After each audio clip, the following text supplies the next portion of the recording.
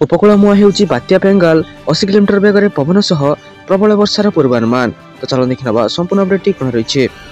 देशर पाणीपाग द्रुत गति बदली जाଉଛି। अनेक राज्य में घन कुहुड़ी सहित शीत पहुंची बेले केतक राज्य बात्या नहीं सतर्क सूचना जारी कर बात्या जो प्रबल वर्षा अनेक अंचल विपद सृष्टि करे बोली पाणीपाग विभाग पक्षर पूर्वानुमान कर आसंता 24 घंटा मध्य बंगोपसागर होइथिबा बात्या घनीभूत हो घूर्णिबल में परिणत होबार संभावना रहुछि।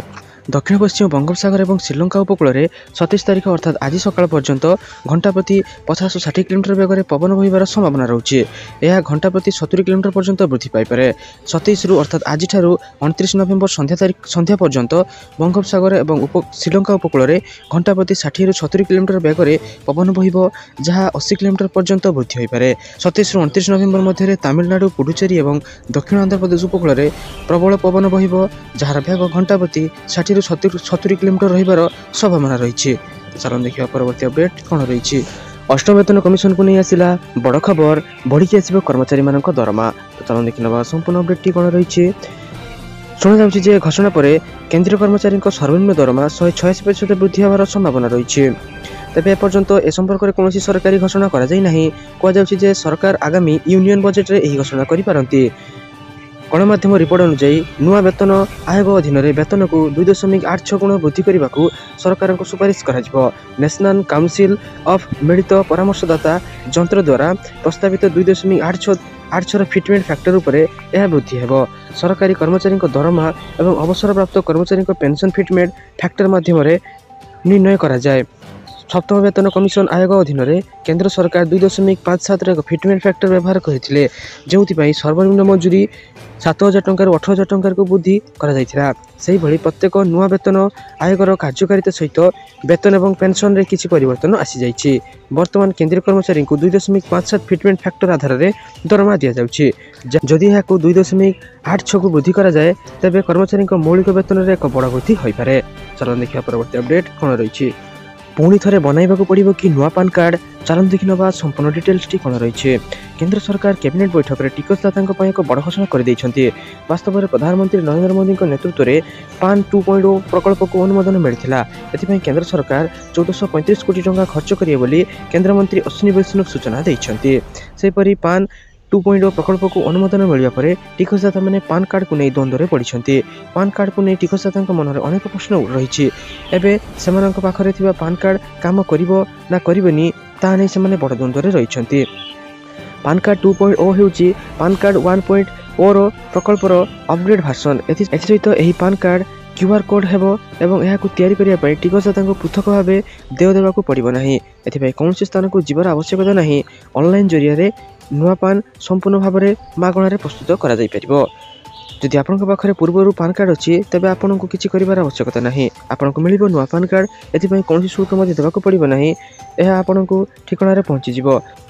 तेबे जदि आपन पाखे पान कार्ड नहीं तेबे आपन को डिजिटल किंबा फिजिकल पान कार्ड पय आवेदन करिवाकू पड़िबो। तो चलो देखिए परवर्ती अपडेट कौन रही। सुभद्रा योजना को नहीं आसला पुणी एक बड़ घोषणा। मार्च 7 तारीख में मिल सुभद्रा किस्तिर शेष पर्याय टंका आउ मार्च 8 तारीख में अंतर्जातीय महिला दिवस शुभारंभ हो द्वितीय किस्ती टंका बंटन। उपमुख्यमंत्री प्रभात परिड़ा कहते एवं भी आवेदन कले सुभद्रार प्रथम किस्ती टंका पाइपर महिला माने। मार्च मासरे जो महिला 20-21 वर्ष पाद देवे से आवेदन कले सुभद्रा टंका पाइपर।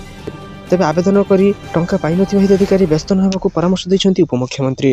कहीं टंका मिलनी आवेदन कौन त्रुटि विच्युति रही तार जांच चली कौन हिताधिकारी जमी बाद न पड़े से सरकार ध्यान देउथवा उपमुख्यमंत्री सूचना दैछन्ती। राज्य समस्त योग्य हिताधिकारी पाइबे सुभद्रा टंका। कौन हिताधिकारी सुभद्रा योजना बाद पड़े नहीं। आसंता वर्ष 7 तारीख जाए सुभद्रा प्रथम किस्तिर शेष पर्याय टंका दिज्व। जो मानकर आधार कार्ड सह राशन कार्ड लिंक रही आउ ता बैंक अकाउंट सह लिंक होइछि से सुभद्रा किस्ती सहजरे पाइपर। तेणु ईकेवाईसी अपडेट करने को बैंक रे भिड़ न लगाइबाकू उपमुख्यमंत्री अनुरोध करिसेंती। चलो देखिए परवर्ती अपडेट कौन रही। भिने हेला पुओं पई आसिला बड़ खबर। एतिकी टंका मासिक रोजगार थिले व्यक्ति पाइबे पीएम आवास रे घर। बापांक ठारू भिने होइछन्ती कि तेबे आपण माने घर पाइपर। एथिपाई मोहन सरकार आनिले बड़ खबर। यही सूचना देले पंचायत राज मंत्री रवि नायक। मंत्री कहले पीएम आवास रे बापांक ठारू अलग होइथिबा पुओं को मोहन सरकार जगाई देबे घर। मंत्री कहछन्ती प्रधानमंत्री आवास योजना रे बहु योग्य हिताधिकारी को बाद दे दलीय भित्ति रे अनेक थिलावाला को घर जगा जाइथिला। ଏଥିସହ ଯୋଗ୍ୟ ହିତାଧିକାରୀଙ୍କ ତାଲିକା ରାଜ୍ୟ ସରକାର କେନ୍ଦ୍ରକୁ ଦେଲେ ନାହିଁ, ଫଳରେ 2017-18ରେ ତାଲିକା କେନ୍ଦ୍ର ପାଇନଥିଲା। ଏହି ତ୍ରୁଟିକୁ ସଂଶୋଧନ କରାଯିବ। ଶୀଘ୍ର ହିତାଧିକାରୀ ଚୟନ କରି ସରକାରୀ ଘର ପାଇଁ କାର୍ଯ୍ୟାଦେଶ ଦେବ ବୋଲି କହିଛନ୍ତି ମନ୍ତ୍ରୀ। ସୂଚନା ମୁତାବକ ପିଏମ୍ ଆବାସ ଯୋଜନାର ଚତୁର୍ଥ ପର୍ଯ୍ୟାୟ ଆସୁଛି ଗରିବଙ୍କ ପାଇଁ ଘର। ତେବେ ଏହି ପକ୍କା ଘର ଯୋଜନାରେ କରାଯାଇଛି କିଛି ପରିବର୍ତ୍ତନ। ଏହି ପରିବର୍ତ୍ତନରେ ବାପାଙ୍କ ଠାରୁ ଭିନ୍ନ ହୋଇଥିବା ପୁଅଙ୍କୁ ପିଏମ୍ ଆବାସରେ ମିଳିବ ଖଣ୍ଡିଏ ପକ୍କା ଘର। ତେବେ ହିତାଧିକାରୀ ଚୟନ ପାଇଁ 10ଟି କ୍ରାଇଟେରିଆ ରଖାଯାଇଛି। ଏଥିପାଇଁ କିଛି ମାସ ସମୟ ଲାଗିପାରେ। ମୁଖ୍ୟତଃ ଯୋଗ୍ୟଙ୍କୁ ଚିହ୍ନଟ କରାଯିବ। ଏଥିରେ ଯେଉଁମାନଙ୍କର ଆୟ ମାସିକ 10,500 ଟଙ୍କାରୁ କମ୍ ଥିବ ସେହିମାନେ ହିଁ ଏହି ଆବାସ ଯୋଜନାରେ ସାମିଲ ହୋଇପାରିବେ। ଏଥିପାଇଁ ବିଭାଗ ଆପ୍ରେ ଆବେଦନ କରିପାରିବେ। ଚାଲନ୍ତୁ ଦେଖିବା ପରବର୍ତ୍ତୀ ଅପଡେଟ୍ କ'ଣ ରହିଛି। ପ୍ରତି ମାସ ଆକାଉଣ୍ଟକୁ ଆସିବ 5,000 ଟଙ୍କା। କେନ୍ଦ୍ର ସରକାରଙ୍କ ଏହି ଜବରଦସ୍ତ ଯୋଜନା ବିଷୟରେ ଚାଲନ୍ତୁ ସମ୍ପୂର୍ଣ୍ଣ ଅପଡେଟଟି କ'ଣ ରହିଛି ଜାଣିନେବା। ଏହି ଯୋଜନାର ନାମ ହେଉଛି ଅଟଳ ପେନ୍ସନ୍ ଯୋଜନା। ଏଥିରେ ଆପଣଙ୍କୁ ପ୍ରତି ମାସରେ ପେନ୍ସନ୍ ସୁବିଧା ଦିଆଯାଇଥାଏ। ଏହି ଯୋଜନା ମାଧ୍ୟମରେ ଉଭୟ ସ୍ୱାମୀ ସ୍ତ୍ରୀ ରୋଜଗାର କରିପାରିବେ। ଏହା ବ୍ୟତୀତ କୌଣସି ବ୍ୟକ୍ତି ସରକାରଙ୍କ ଏହି ଯୋଜନାର ଲାଭ ଉଠାଇପାରିବେ। ଅଟଳ ପେନ୍ସନ୍ ଯୋଜନା ମୋଦି ସରକାରଙ୍କ ଏକ ଲୋକପ୍ରିୟ ଯୋଜନା, ଯେଉଁଥିରେ ନାଗରିକମାନଙ୍କୁ ପ୍ରତି ମାସରେ 1,000ରୁ 5,000 ଟଙ୍କା ପର୍ଯ୍ୟନ୍ତ ପ୍ରଦାନ କରାଯାଇଥାଏ। ସ୍ୱାମୀ ଏବଂ ସ୍ତ୍ରୀ ଏହି ଯୋଜନାରେ ଆବେଦନ କରିପାରିବେ। ତେବେ ସେମାନେ 10,000 ଟଙ୍କା ପର୍ଯ୍ୟନ୍ତ ଲାଭ ପାଇପାରିବେ। ପେନ୍ସନ୍ ପାଣ୍ଠି ନିୟାମକ ଏବଂ ବିକାଶ ପ୍ରାଧିକରଣ କହିଛି ଯେ ଏହି ଯୋଜନା ଅଧୀନରେ ଉଭୟ ସ୍ୱାମୀ ସ୍ତ୍ରୀ 5,000 ଟଙ୍କା ଲେଖାଏଁ ପେନ୍ସନ୍ ଆବେଦନ କରିପାରିବେ। ଏହି ଯୋଜନା ନାଗରିକମାନଙ୍କୁ ପ୍ରତି ମାସରେ ପ୍ରିମିୟମ୍ ରାଶି ଦେବାକୁ ପଡ଼ିବ।